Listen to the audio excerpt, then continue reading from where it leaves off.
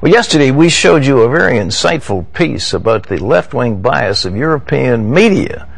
Well, let's just not talk about Europe, let's talk about the UK. And a new study shows the British Broadcasting Corporation has a left-wing bias.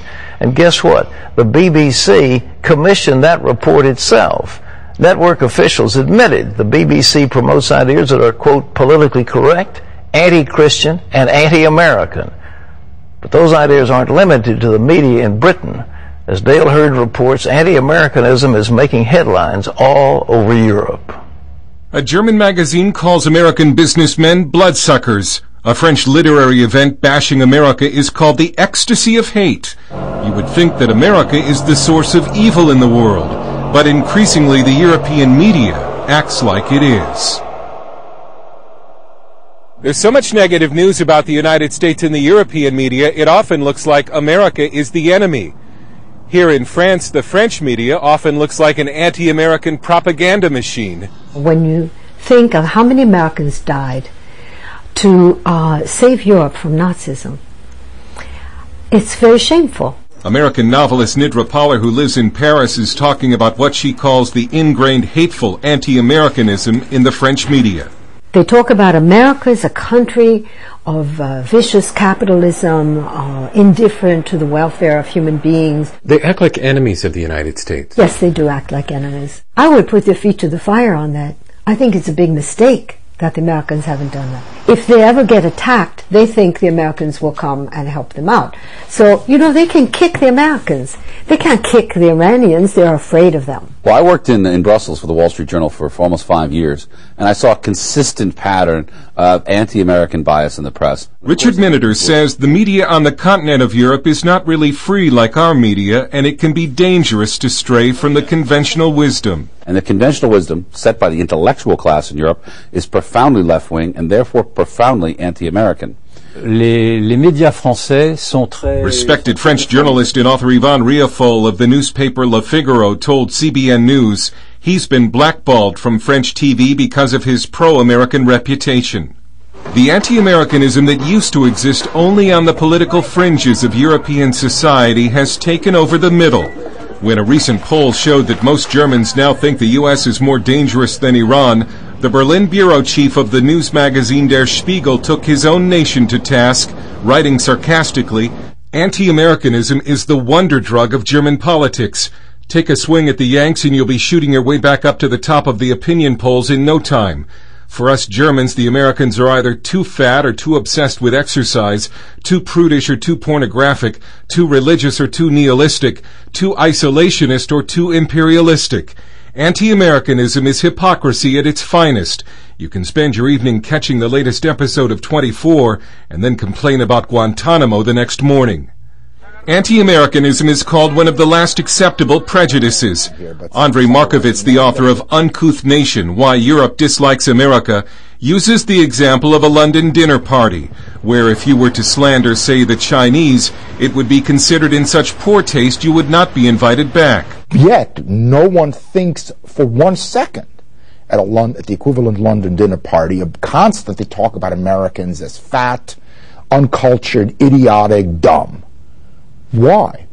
And that is what I'm talking about. Poller says the French media regularly mock America's religious faith. One of the terrible things about America is that people are religious and believe in God. And this is considered to be a sign of being underdeveloped and simplistic. A few years ago, the Sunday Herald in Britain was alarmed that President Bush was under the influence of the crackpot TV evangelism that is so peculiar to America. The British Economist magazine has written that to Europeans, religion is the strangest and most disturbing feature about America. They find it extraordinary that 3 times as many Americans believe in the virgin birth as in evolution. Thanks to the internet and television, millions of Americans can now turn to the British media for their news. But a British conservative group has a warning for them about the BBC. It now has plans to conquer the United States domestic media market. But do you really want Britain's gift to America? On the outside, it may look a good deal. That reassuring English voice, those costume dramas, great natural history programs. But what's the inside story? The inside story, according to a 25-year BBC veteran and the author of the book, Can We Trust the BBC?, is that the BBC is systematically biased against Christianity in America. A BBC spokesperson responded to CBN News that Mr. Aitken draws a scenario of institutional bias which we don't recognize. Impartiality has and always will be of paramount importance for the BBC. Samuel Coates is a spokesman for the group that made the ad. I think most Americans really greatly underestimate how pervasive the BBC is. It is seen as the leading media outlet in the world. Some analysts say the European anti-American media machine has already damaged the U.S. by gradually separating America from her allies. Just one example, new French President Nicolas Sarkozy had to tone down his pro-American views or risk losing the French election. Americans have a tradition of not caring much what the rest of the world thinks of them. It might be time to start. Dale Hurd, CBN News, Paris. Well, George Washington, a very wise first president, warned us about foreign entanglements. We have been entangled with Europe. World War I, we went in and rescued them from the Kaiser's forces. World War II, we rescued them from the Axis powers and the Nazis.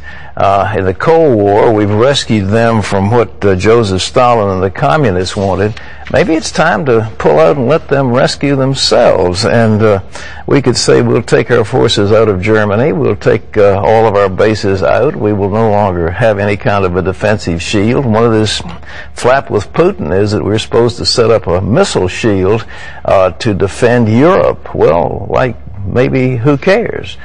I don't know that maybe that's a good plan or not, but there are a number in our country who would probably feel if that's what they want, well, let them have it.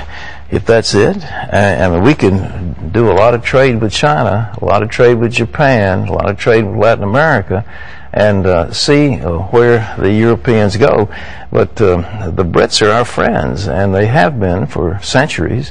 And I find that hard to believe that a government-run agency like the BBC is getting away with what they are. You know, Christy, you had to pay a tax every year to have a television set, and that tax money goes to the BBC. It's funded enormously by government revenue, so it isn't a free, independent agency like NBC or ABC. They are government-controlled. So anyhow, it's a pity. We'll see what happens as the years progress, but something's got to be done. Well, what's next? Well, still ahead, a 20-year-old girl suddenly starts